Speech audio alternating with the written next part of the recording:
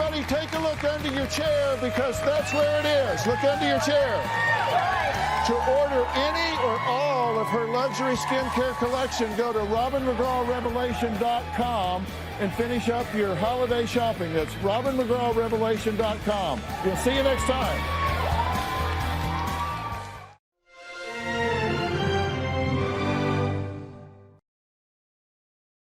Today on an all-new Dr. Phil. An attorney convicted of hypnotizing his female clients and then sexually assaulting them. When I left the courthouse, my bra was undone. Did he hypnotize this judge as well? He asked to be alone with me. He was moving the pen back and forth. Saying, follow the pen. Former clients speak out. When I left there, time had gone by. There's just so much coming back now. So what do you think happened? Let's do it. Have a good show, everybody. Here we go. This is a safe place to talk about hard things. Stand by. We'll count you down. I'll try to be an emotional compass and point you in the right direction. 5, 4. I am not giving up on you.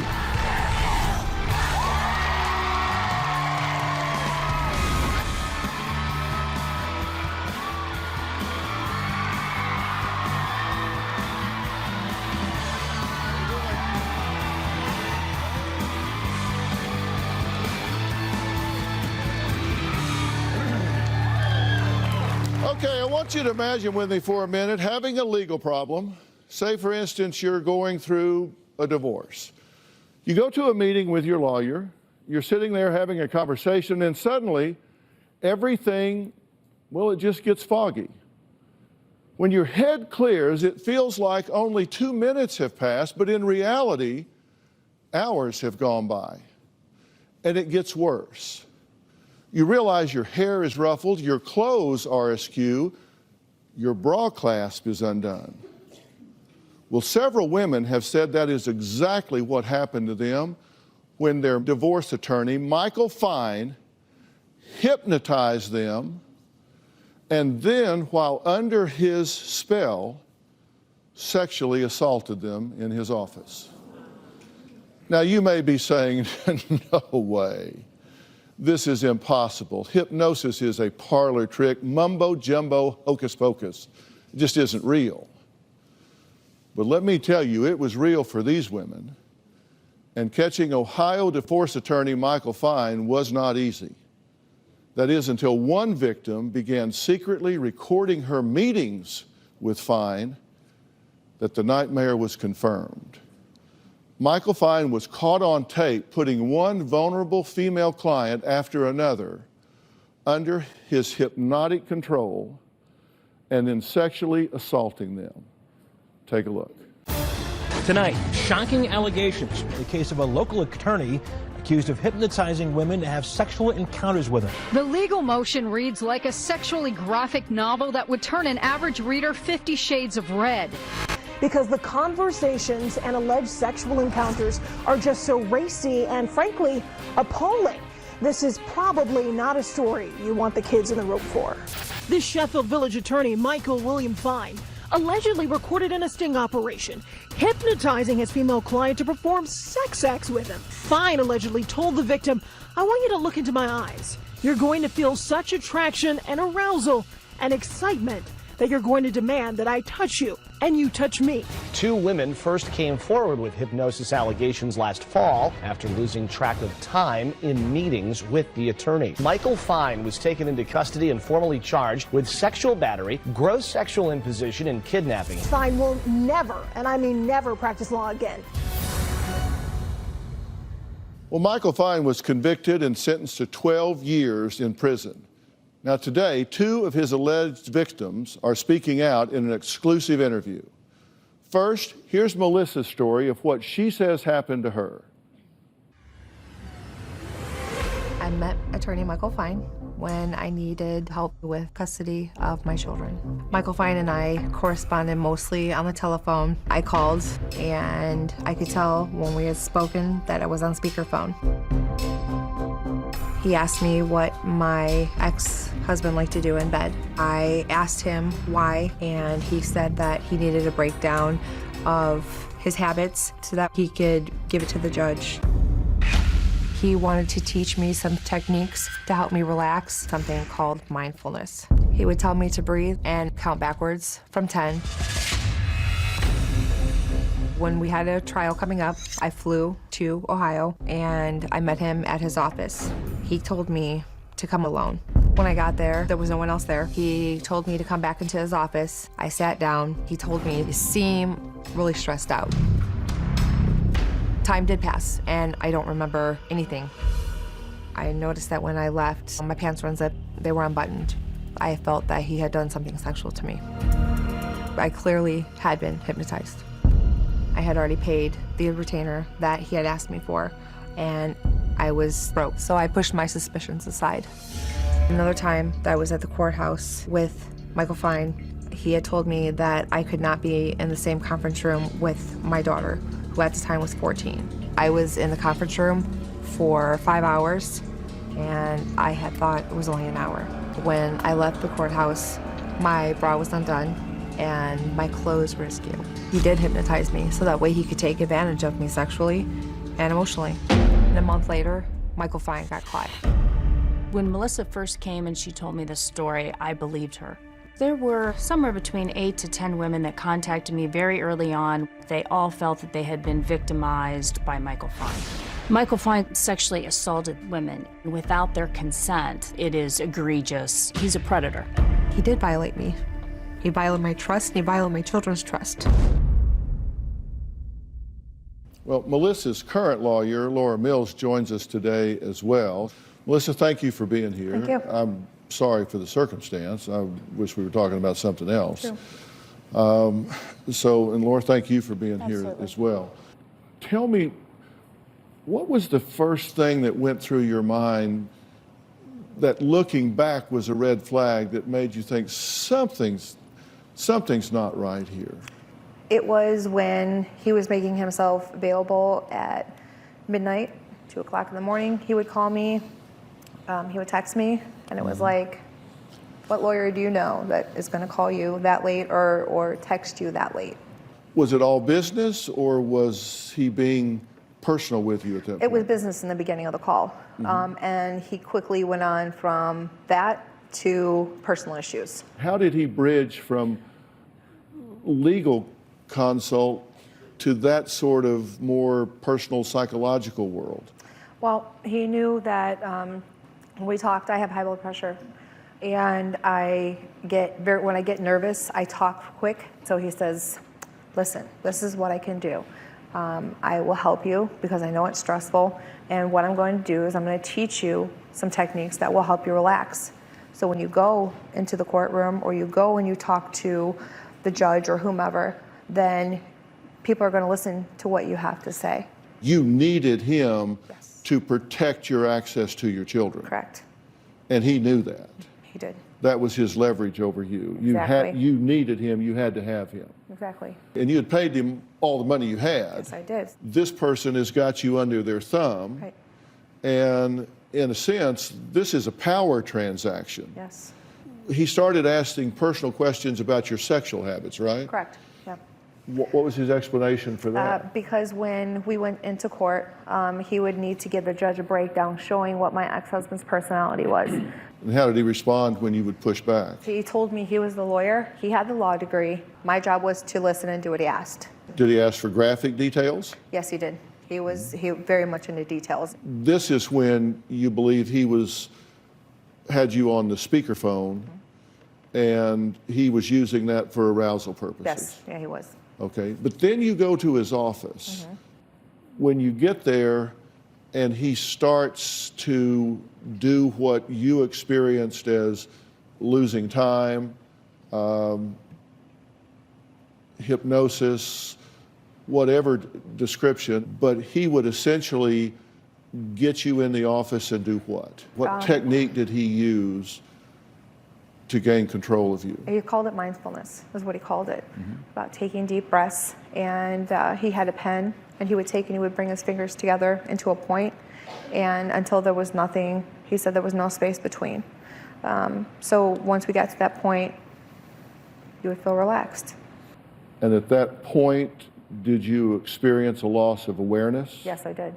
you now know that he said what to you during this time? He was the greatest lover of all time.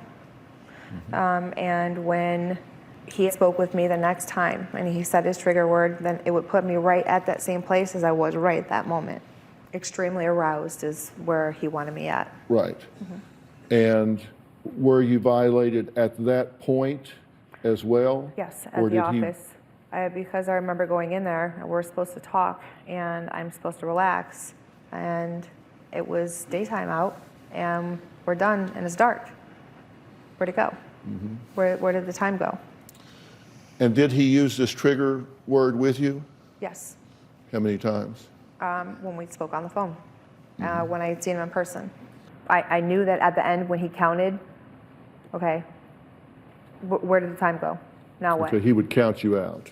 What was the trigger word? I don't know. All right, coming up, if you thought this story couldn't get any more unbelievable, wait until you hear what our next guest has to say. She's a judge and claims that he tried to hypnotize her as well. That's next.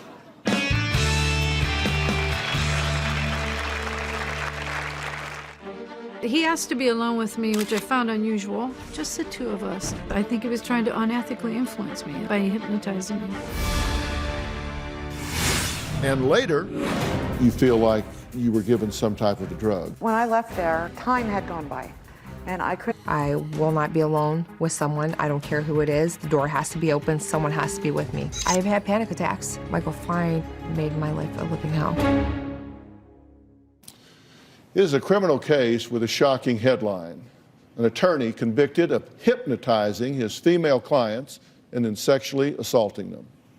Now, several women claim that after hiring Ohio divorce attorney Michael Fine, they felt foggy, disoriented, and like they had been sexually violated, but yet had no memory of a sexual encounter.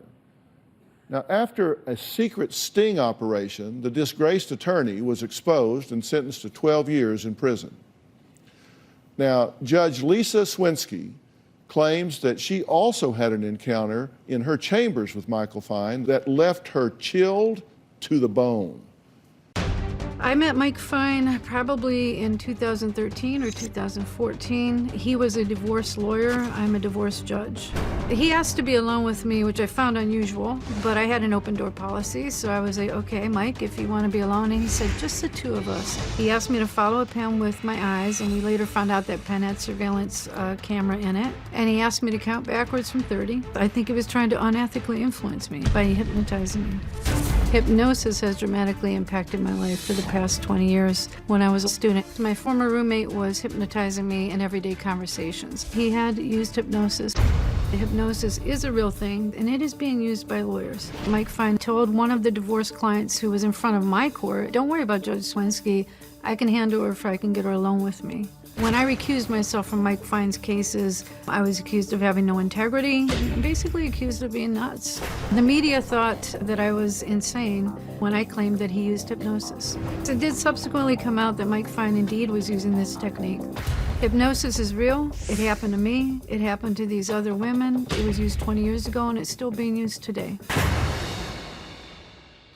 Thank you so much for being here. Thank you, Dr. Phil, for doing this show. And, well, awareness is everything, right? It is. And this just gets stranger by the minute. Tell us about your encounter with this man. He wanted to meet with you in chambers. Yes. What was the first thing that he said or did that, in looking back, you think, this is way wrong? Well, yeah, the first thing was when he admitted to being conversant in hypnosis. And that was, he did this in front of several people. So I should have been alert right then and there to the fact that something was wrong with him. But because something had happened to me 20 years ago and I tried to put it out of my mind, I just blew it off. And he comes in and he had a pen with him and he had me discuss his part of the case. So I listened to his part of the case, and then the other attorney gets to present their part of the case. And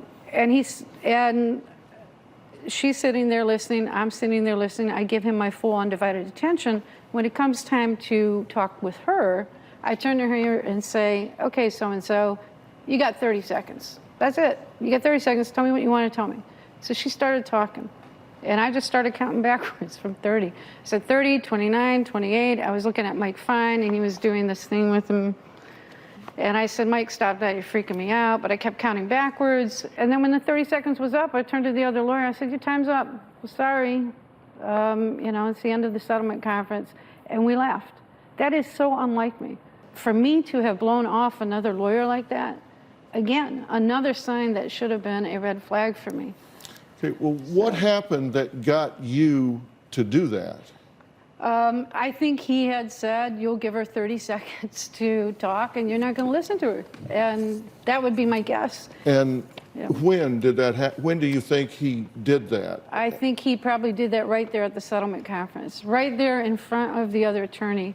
Because if you are not cognizant of those techniques and what is being done, it can be done in front of people. And nobody would have a clue that this covert hypnotic technique was being used. And I think he was just bold enough and audacious enough to do it in front of the other attorney. You say he knew about some experience you had had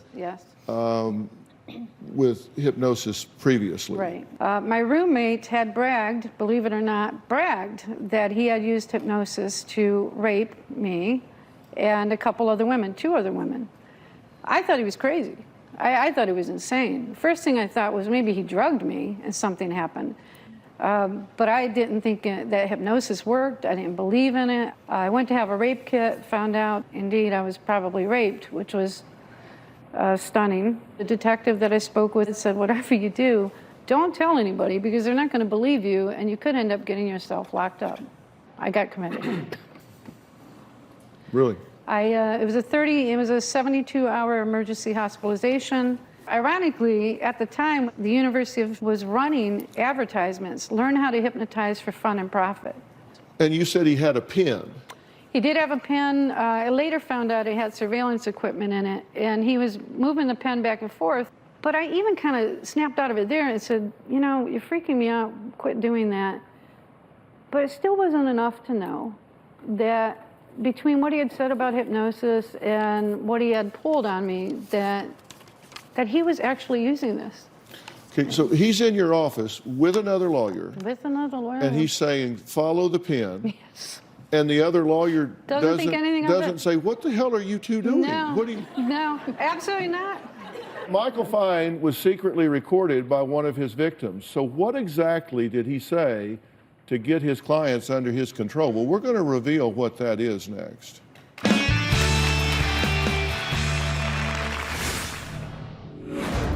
No way anybody's going to wave a pen at me. No way anybody's going to have me count backwards and look at the fingers and get me to drop my drawers. And later, I felt like I had sex, and I just put it out on my head, you know, until everybody started coming forward, because I thought I was crazy all this time. Involving 6 women. So what exactly happened in his law office? And let me tell you, he was talking about this to people. He even talked about the judge to some of his clients. What did he tell you about this judge? He told me it was a great thing that Lisa Swensky was the judge that was on my case, because he said that he knew her very well, he knew how to work her, and not to worry about a thing.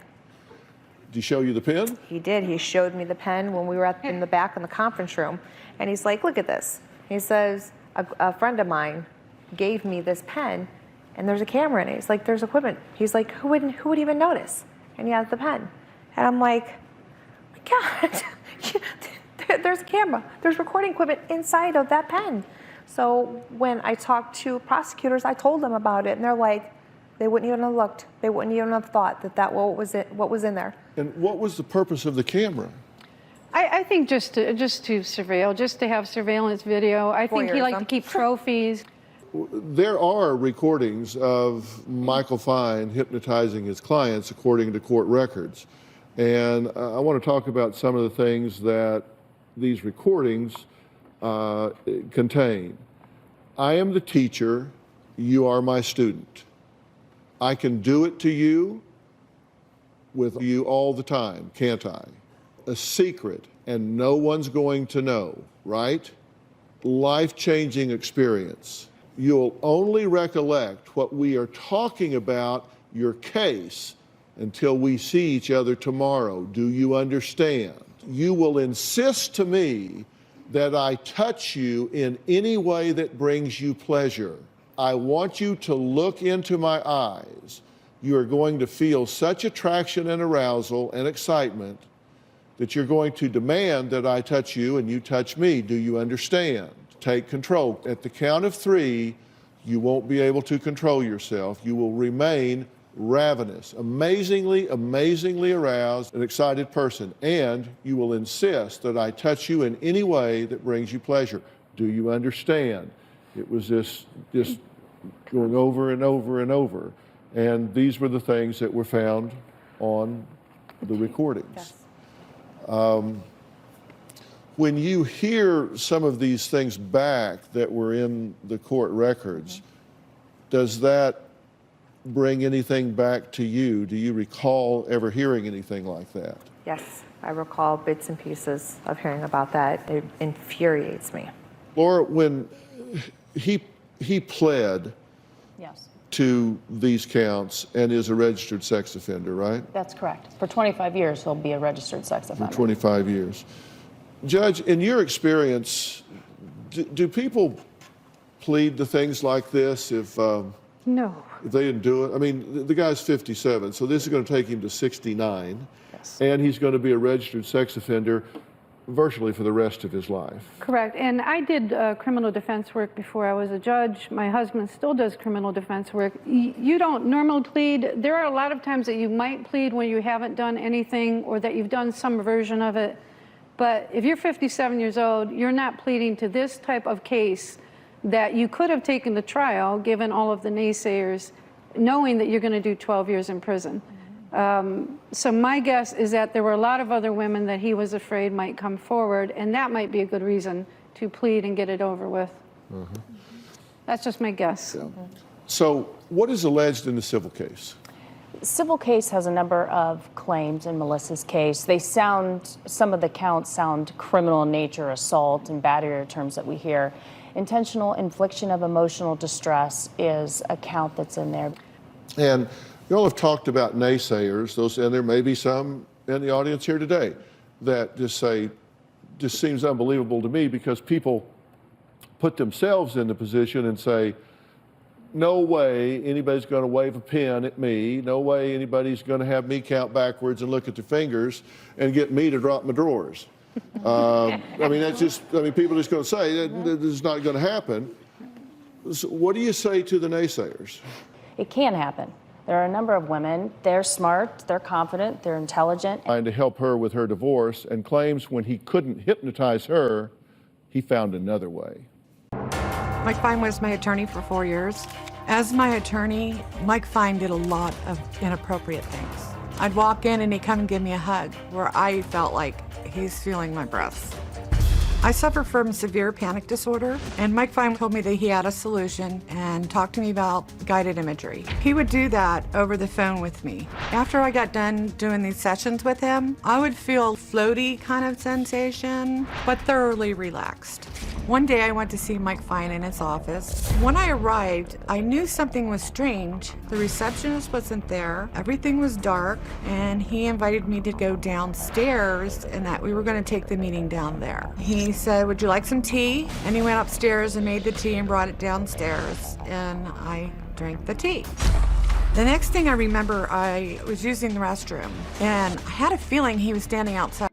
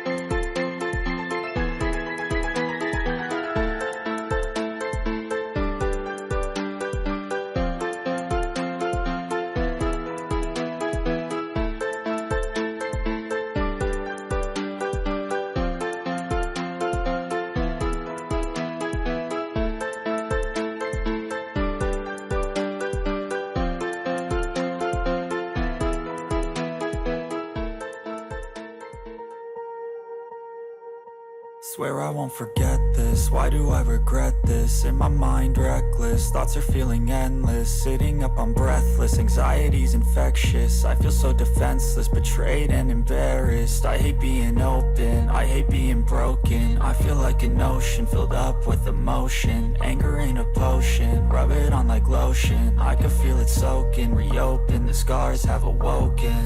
I can't move on till I let go. I feel so lost, never at home. Need to be strong, every breath hold. Cause I can't move on till I let go. I can't move on till I let go. I feel so lost, never at home.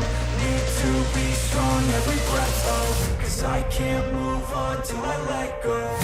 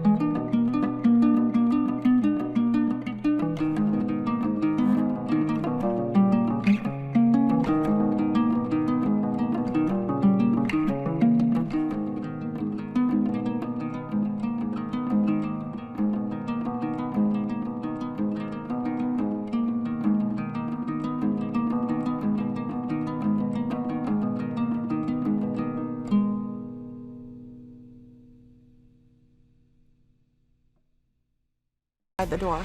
I remember seeing the pattern of the tile on the floor. I kept fixating on that. I believe when I was in the bathroom, Mike Fine did come in. Although I don't have a memory of it, I think I have some pretty good evidence that he was in there.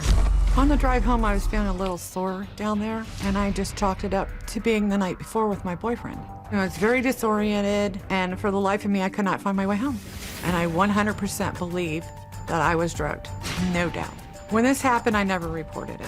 About a year later, my friend called me and she saw him on the news. An arrest this weekend of that Sheffield Village attorney accused of hypnotizing clients. I was shocked because all those red flags that I let go were coming up.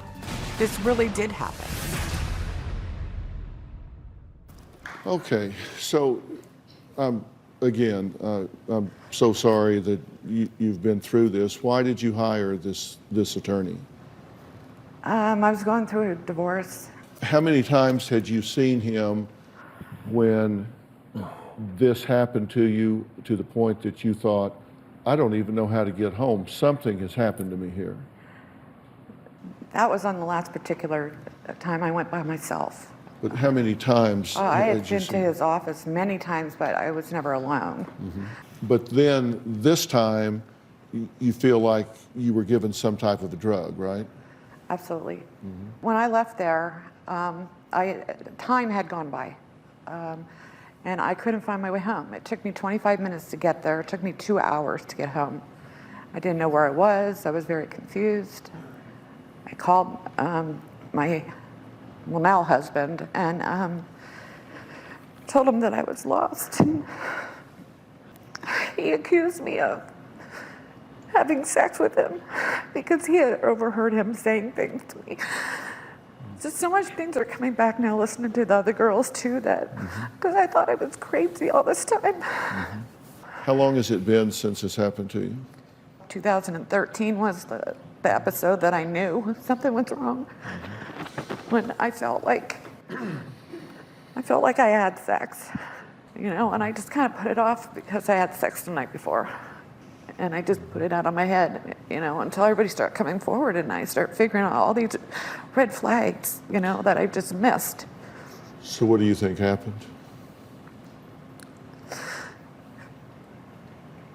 I'm pretty sure that he did something. How hard was it for you to come here? You know, and I watch you all the time, and I know what you say to people. And you said, I'm never going to leave you, and you stay with people, and you follow through. And I just thought you were honorable. And that's why I said, I'll do it. It's like, they're tears really of validation and embarrassment. Because this is a story that's hard to believe, come on, you know. Have you been self-medicating? Yes, I have. Alcohol? Alcohol. How much? Well, it got pretty bad, and then I'm drinking daily. It takes away the pain and you forget, you know, you just don't care anymore, you know. I care. Thank you. We all care.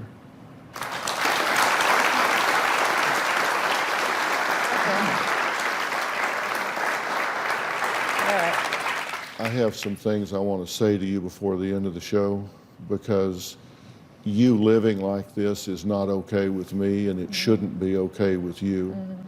And we're going to talk about that before the end of the show, okay? Okay. All right, coming up, the fact that this man was able to, how it is possible that a woman going to a legal meeting could wind up being under control of someone else, could be passive enough to be sexually assaulted against their will. Now, joining us now is John Sahakian. He is a licensed hypnotherapist based in Los Angeles. So, John, you have devoted your career to hypnotherapy, which is a very valid approach to the intervention of many disorders and management of mental illnesses. Shed some light on this situation so people can understand the transaction that went on here. I think there's a small percentage of people that this can actually happen to. Most of us can just snap out of it. It's actually a state of amplified awareness. You're very alert, but you're very relaxed at the same time. To the naysayers that go, I don't believe it, can't happen, I would never be in that situation, what do you say to those people? I say it's possible. There is such a thing as hypnoamnesia, where you cannot remember what happened. Very small percentage, but of people. But I would say stay alert and aware, and have someone with you. What I want people to understand is I don't want people to get caught up in a matter of semantics here, because as you know, having devoted your career to this, that there's no one definition of hypnosis, for example. What we're talking about here is a power transaction, because you're in a context here where there's extreme vulnerability, and these people are being groomed just like a predator, a pedophile would groom a child. And the vulnerability is there, the control is there, the threat is there, the desire to please the person is there, both consciously and subconsciously, for fear of losing their most prized possession, their children. So all of these emotional and psychological factors are going on, and that's a context at which a trust is created, a desire to please is created, leverage and power is created. So there's a whole lot more going on than just a typical hypnotic circumstance that you would deal with in the office. So I don't think you can look at it in a vacuum. I think you have to take everything into account. And when you look at the relational and the environmental and the leverage that's going on, it's a whole different situation, whether you call it hypnosis or grooming, whatever you call it. When all of these things come, you have a perfect storm for a woman caught in their most vulnerable position. And then it's not so hard to understand. Agreed, absolutely. Very well articulated. All right. Coming up, the man who defended Michael Fine in his criminal case joins us. What does he hypnotized his female clients and then sexually abused them, was sentenced to 12 years after one suspicious woman wore a hidden camera when she met with him. Now, Robert Housel represented Michael Fine in his criminal case, and he joins us now. I just described the situation based on court findings. I suspect you would describe it differently than that, but he did plead. What exactly did he plead to? He pled to 6 counts out of 21 that were total, 1 kidnapping and 5 attempted kidnappings. And the judge sentenced him to 12 years. That was an agreed plea bargain situation.